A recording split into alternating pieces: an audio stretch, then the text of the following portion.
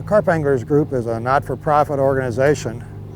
We became organized about 3 years ago. Our first meeting was at Mille Lacs Lake in central Minnesota, Memorial Day weekend, 1994. We had 9 members fish together that first time. About a year later, we got very solidly organized, bought a telephone and rented a P.O. box, and so we became official at that time. At this point, we've got something over 600 members, and we publish a newsletter, which now is a bi-monthly, basically covering a lot of information about some advanced methods fishing for carp and some alternative methods such as fly fishing and jig fishing for carp. It's all about carp fishing and carp, and the central focus of the organization is to bring acceptance to the carp, or for the carp, as an exciting and challenging sport fish. We believe the carp is a sport fish. We believe that it's just a really exciting quarry, and that if people generally understood more about the fish and would look at the situation a little more objectively than they are now, that it would be a very popular sport fish. In fact, I think it's we're only 5 years away from some major recognition for the carp as a sport fish, and literally thousands of people fishing for him. I started carp fishing really by accident. I was fishing for small catfish and bluegill one day, and hooked a fish in a 4-pound line, and I fought it for 2 hours and 59 minutes. I happened to look at my watch just as my floated went down and I struck into it. I had really light tackle. The fish would make about 3 90-yard runs to the other side of the lake, this arm of this lake I was fishing in. And we got it up close, and another guy got in the water and was going to net it for me. And just as he was rolling, and just as the guy was sticking the net under him, the hook pulled. Didn't break the line, just had worked its way out for so long of a fight. And I said, man, that was the most fun I've ever had fishing. I got to check this carp out a little closer. We estimate the fish to be about 16 pounds. It wasn't no giant. It was just really light line and long fight. So as I started looking into it, the Europeans were the only ones who really were chasing carp as kind of a professional, like the bass anglers do here in the States. And I was hooked on it after that. It's a carp rod made by Shimano, and it's a beefed up, it's 12 foot long, it's beefed up, it's made exclusively for carp fishing, though it will of course catch catfish. It's a rod of 2 3/4 pounds test curve. In other words, to pull the rod from the horizontal to the point from the horizontal down to at 90 degrees would take 2 3/4 pounds of weight. It's only got 6 intermediate guides and 1 tip ring, or tip guide I should say. The reels we use are Shimano bait runner reels. This is the Shimano bait runner 4500, which holds a pretty good length of line. It will hold over 300 yards of 12-pound breaking strain line, which is what I use for my main line. And the reel fits in the reel seat on the butt of the rod. The reel seat's slightly different in that it's got a kind of a handle portion at the front, which makes it easier to hold. And it's always best to check the last six foot or so of line, and there may be some parts where it's abraded and it's slightly to break. So if there's any bad parts, just cut off that little bit of line. On this line I have a float stop, or bobber stop as it's known as, and I'll explain to the reason for that later. Now the next thing I must do, I must put onto this line. Now this is supposed to reduce the number of tangles. Now I've got to thread the line through this tubing. As long as the tubing's dry and the line's dry, it slides through pretty easily.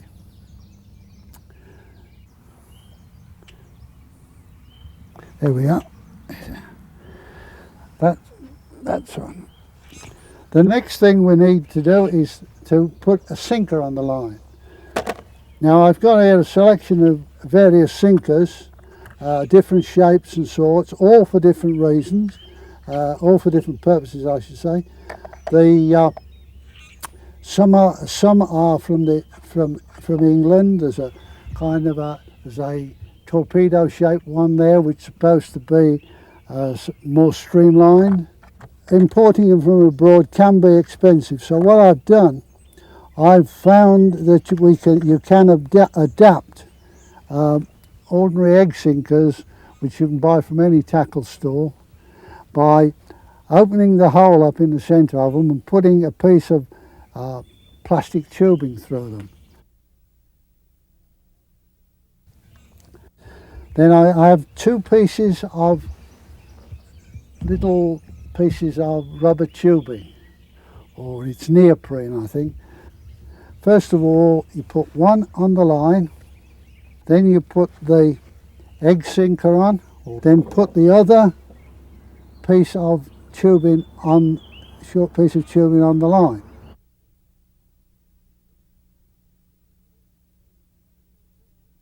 You push the one piece of tubing on the piece of plastic on that comes out of the egg sinker on the one end, and force it on so it goes right to the end, right to where the lead is. You do the same with the one on the other end. PVC tube that you put on before, you put that into the end of the little rubber tubing. The next thing we do is we get the leader, which I've already pre-tied, with a hook on one end and a size 10 swivel on the other. This length I make out of spider wire, 10, 20 or even 30 pound breaking strain. 20 or 30 is better. The hook is tied on and there's an extension of the line or a separate piece tied to the bottom of the eye of the hook, which extends from the back of the hook for about an inch. You can have them even longer, any length you wish, an inch and a half or even shorter if it needs to be. And a little bit of plastic tube in there to keep on the eye, from the eye of the hook down to halfway down the length of the hook, to keep that hair part in place. I'll explain the reason for that hair later on when I fasten this on.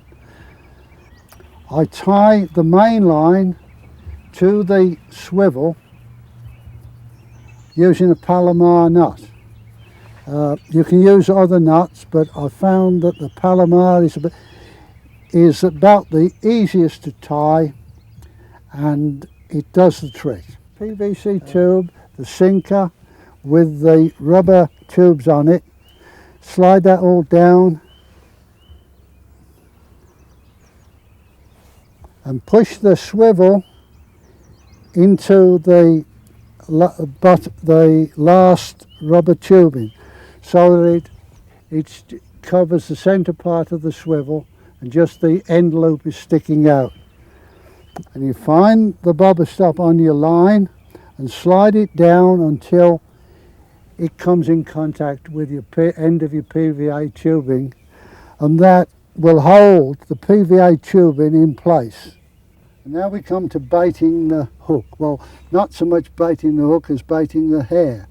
This is known as a hair rig because of the hair behind the hook. All the bait goes on the hair, the hook is left free.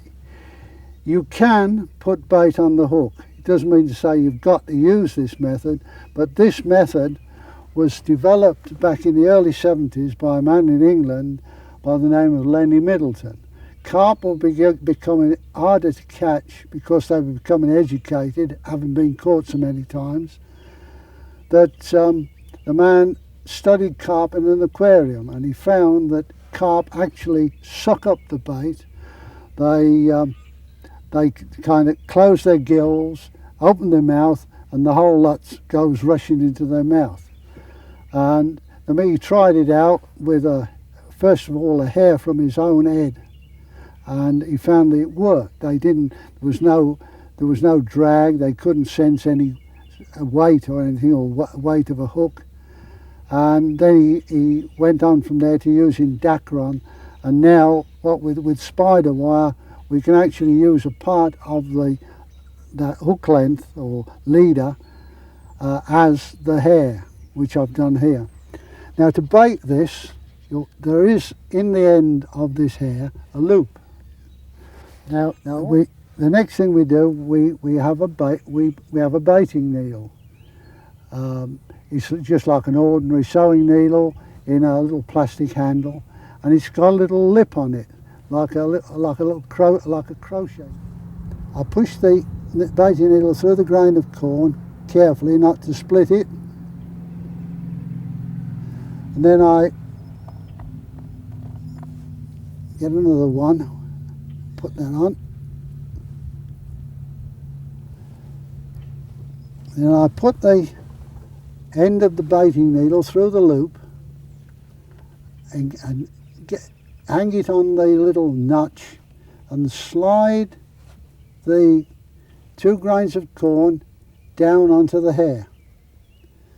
Then I've got room for some more. I'm going to fish 3 grains on this hair because it's long enough for 3 grains.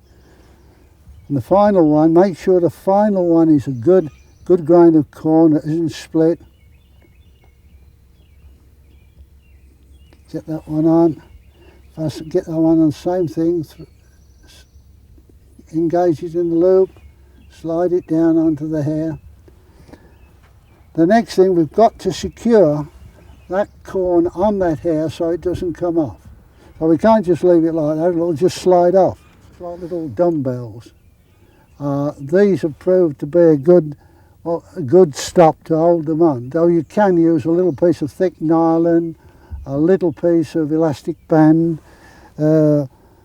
and what you do, so you slide through the little loop at the end, you slide the end of this piece of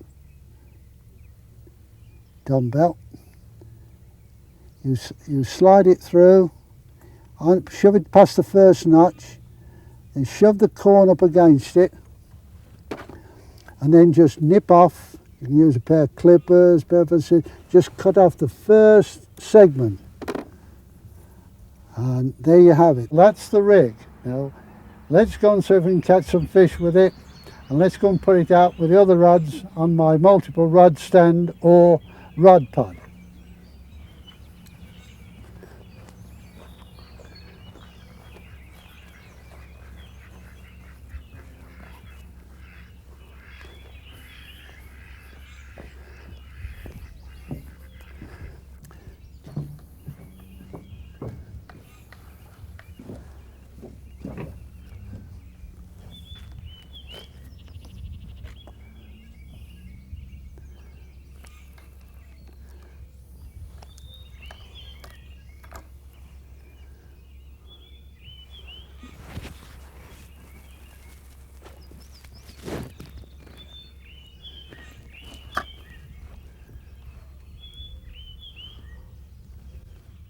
Lower down, in actual fact, I'll just show you, there's a lever which you press forward. Now that puts them, you can catapult it out to where you... That was a bad one.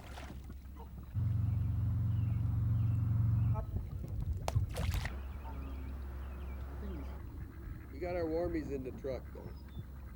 I'm not!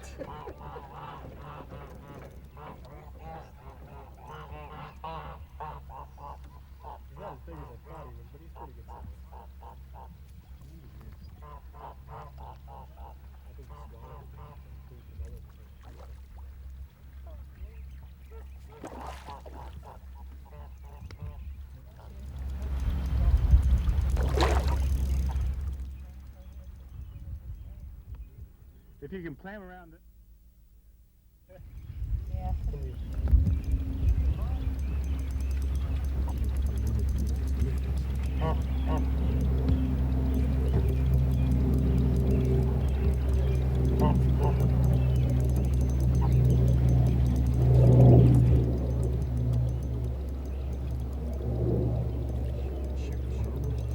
Shoot.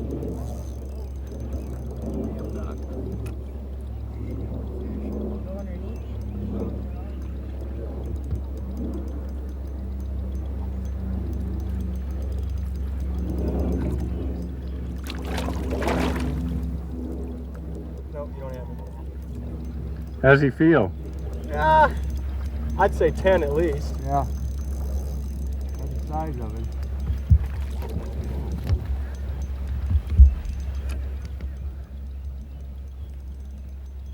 So you want to get him in and he wants to take off again, huh? He's not real interested in going into that net. There we go.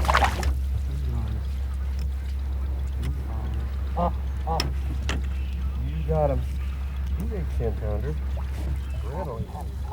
Scale.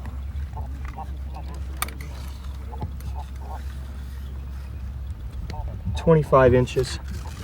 So a 20-pounder is probably 3 feet long. Or more. Let's see if we can get him back in the water here without too many problems.